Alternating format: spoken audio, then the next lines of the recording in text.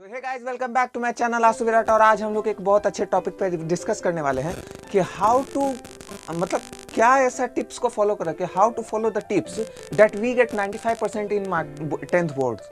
आप समझिएगा कि जरूरी नहीं कि 95% आपका आ ही जाए, लेकिन एक गुड स्कोर तो आप कर सकते हैं ना। जैसे एवरेज स्कोर कहते हैं 60 से 70%, गुड कहते हैं 70 से 80%, और 80 से 90% को बेटर कहते हैं, और 90 से 100% के बीच को बेस्ट कहते हैं। बेस्ट या 95% से आगे जाएगा तो एक्सीलेंट भी कहलाइएगा। समझिए, तो ऐसे कौन से टिप्स को फॉलो किया जाए जिससे आपका वो जो नंबर आएगा वो आपके पेरेंट्स को भी सेटिस्फाई करेगा, आप खुद के सेटिस्फाई करेगा, उसके बाद आपको एक अच्छे कॉलेज में एडमिशन भी मिलेगा और आप अच्छे से पढ़ाई भी करिएगा, क्योंकि कॉलेज में एडमिशन मिलना भी बहुत ज़रूरी है। और जितना आपका अच्छा नंबर आएगा, जिस नंबर पे आपको जिस सब्जेक्ट में आपको ज़्यादा नंबर आएगा, उसके बेसिस पे आपका एक ज़िंदगी अब अलग सिरे से चलना शुरू होगा। क्योंकि 10th के बाद 11th के बाद ज़िंदगी बदल जाती है। 10th के बाद आपके पास 3 चॉइसेस होती हैं, साइंस, आर्ट्स एंड कॉमर्स। आपको क्या चुनना है और आपको आगे चल के क्या बनना है, ये सारा आपके इसी डिसीजन पे बेस्ड रहता है। तो आपको क्या करना चाहिए वो मैं आज बताने वाला हूँ। सो अगर आपको वीडियो आप देखते रहिए, अंत तक देखिए। पहला चीज है, try to understand the concept and lesson. कोई भी चीज का है, कोई भी सब्जेक्ट है, उसके कॉन्सेप्ट को अच्छे से समझिए। कॉन्सेप्ट अगर आप जैसे किसी कॉन्सेप्ट को अगर आप समझ गए तो जैसे साइकिल को समझा नहीं जा सकता है, लेकिन सीखा जाता है। तो सीखना, लर्न करना सीखिए कि आखिरकार ये बोल रहा है तो क्या बोल रहा है। मैथ का कोई सवाल है, पर मैथ के पहले डाटा दिया हुआ है कि हमारे डाटा दिया हुआ है, 2 चीज। मैथ में क्या रहता है, 2 चीज दिया हुआ रहता है, तीसरा चीज निकालना रहता है। जैसे अगर मैथ का कोई प्रॉब्लम लिया जाए तो जैसे लेंथ और ब्रेथ दिया हुआ रहेगा तो एरिया निकालना रहेगा, या एरिया या लेंथ दिया हुआ रहेगा तो ब्रेथ निकालना हुआ है, ब्रीथ निकालना, मतलब वही चौड़ाई निकालना हुआ रहेगा। तो वो सब चीज़ को आपको समझा जाएगा। तो जैसे कि और उसके बाद अगर मान लीजिए कोई एसएसटी वाला है कोई क्वेश्चन, तो एसएसटी के हिस्ट्री वाला कोई क्वेश्चन है, तो आपको समझना पड़ेगा कि किस तरह से मतलब आपको उस पूरे घटनाक्रम, उस पूरे रणभूमि, मतलब कहने का मतलब उसके पूरे इवेंट को समझना पड़ेगा, तब जाके आप उसके आंसर को लिख पाइएगा, वो भी इफेक्टिवली। अगर आप मान लीजिए रट्टा मार के जाते हैं, डोंट बी पैरोट। दूसरा टिप है, डोंट बी पैरोट नहीं बनना। ऐसा काम करना है कि जैसे लगे कि एग्जामिनर भी खुश हो जाए कि नहीं, इसने अपने मन से आंसर को लिखा है। अपने मन से मन में ट्रांसलेट करिए, अपने मन से बात करिए, उसके बाद उसको कॉपी पे उतार के लिखिए एकदम अच्छे से, गुड हैंड राइटिंग में। एग्जामिनर आपका खुश हो जाएगा। दूसरा है, रीड इफेक्टिवली। कोई भी चीज़ पढ़िए, एकदम इफेक्टिवली पढ़िए। ऐसा नहीं कि 14 घंटा लेके बैठे हुए हैं, अब पढ़ाई चल ही नहीं रहा है, मोबाइल चल रहा है और अपना सारा दिन ऐसे और शान में घूमते हैं एकदम कि हम 14 घंटा पढ़ें, 12 घंटा पढ़ें, और उनके नंबर आते हैं तो 60-70% आते हैं। वही हैं जो कम से कम 5 से 6 घंटे पढ़ते हैं, लेकिन इस तरह से पढ़ते हैं कि लगता है कि वो 5 से 6 घंटे पढ़ते हैं और अपना पूरा दिमाग उसमें इन्वेस्ट कर देते हैं, ताकि उससे जो जितना आउटपुट वो अपने अंदर ले आ रहे हैं, जो अपने मेमोराइज कर रहे हैं, जो वो लर्न कर रहे हैं, वो उस एग्जाम में जाकर के वो अच्छे से लिख पाएंगे। सो तीसरी चीज़ क्या है कि रीड इफेक्टिवली। पहला चीज़ try to understand the concept and lesson. दूसरा, डोंट बी पैरोट। तीसरा, रीड इफेक्टिवली। चौथा, solve the previous year question. आपको एक मॉडल एक आता है ना, 10 ईयर्स खरीदिए, उसके 2 पार्ट में डिवाइड कर दीजिए, 2 से डिवाइड कर दीजिए। 2 से डिवाइड करने का मतलब आप पहले 2000, अभी तो जैसे सेट अथी बदल गया है, सीबीएसई और बिहार बोर्ड का बदल गया। बिहार बोर्ड में ऐसा है कि आधा चीज़ ऑब्जेक्टिव का रहता है, आधा चीज़ सब्जेक्टिव का रहता है, और सीबीएसई बोर्ड में अभी भी चल रहा है तो सिर्फ सब्जेक्टिव चल रहा है। तो आपको डिसाइड करना है, सॉल्व द प्रीवियस क्वेश्चन करने का मतलब आपको वो लेना है 10 ईयर्स, उसको 2 से डिवाइड कर देना, जहाँ से वो जो क्रम था वो बदला था, जैसे ऑब्जेक्टिव आने लगा, फिर सब्जेक्टिव आने लगा, वहाँ से। तो आपको क्या करना है, पहले 2012 का देखना है, फिर 2014 का, फिर 2016 का, फिर 2018 का, फिर 2022 का। अगर आप 2023 में देने वाले हैं तो फिर देखिए 2013 का, 15 का, 17 का, 19 का और 21 का और फिर 23 का।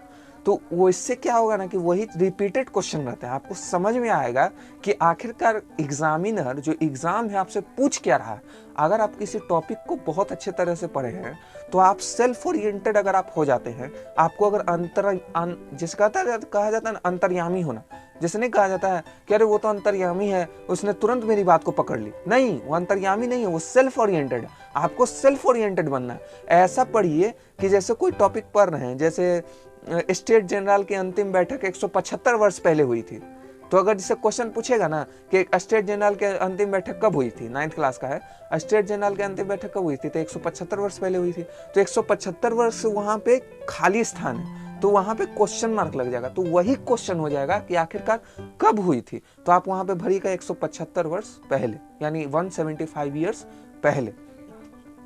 उसके बाद आपको सेल्फ ओरिएंटेड हो जाइएगा, तो आप कोई भी टॉपिक पढ़िएगा, मान लीजिए कोई भी टॉपिक पढ़िए, कोई भी टॉपिक पढ़ें, अब उससे हमको क्या क्या क्वेश्चन आउटपुट हो सकता है। जैसे अगर आप किसी टॉपिक को बहुत अच्छे से पढ़े हैं तो आपको उसका सारे आउटपुट आप अच्छा से अपने माइंड में मेमोराइज किए हुए, उसके बाद आप सेल्फ ओरिएंटेड रहिएगा तो आपको पता रहेगा कि ये टॉपिक है, इस क्वेश्चन के अलावा इस टॉपिक से और कोई क्वेश्चन नहीं आने वाला है।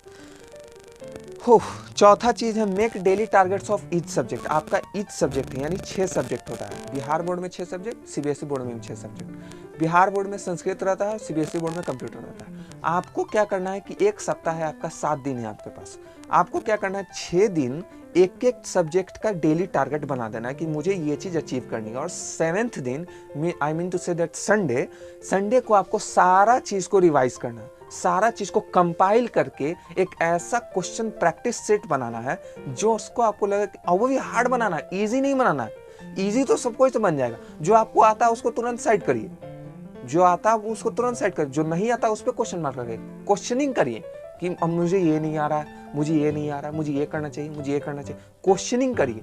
उसके बाद क्या है ड्यू टू कोल्ड। हाँ अभी देखिए मैंने जो टॉपिक्स है ना मैंने लिख रखे हैं, और टॉपिक्स को लिख करके मैंने यहाँ पे रखे रहे हैं, और उसी टॉपिक से आपको आपकी जो परेशानियां हैं जो आप नहीं कर पा रहे हैं वही मैं आपको यहाँ बताने के लिए आया हूँ।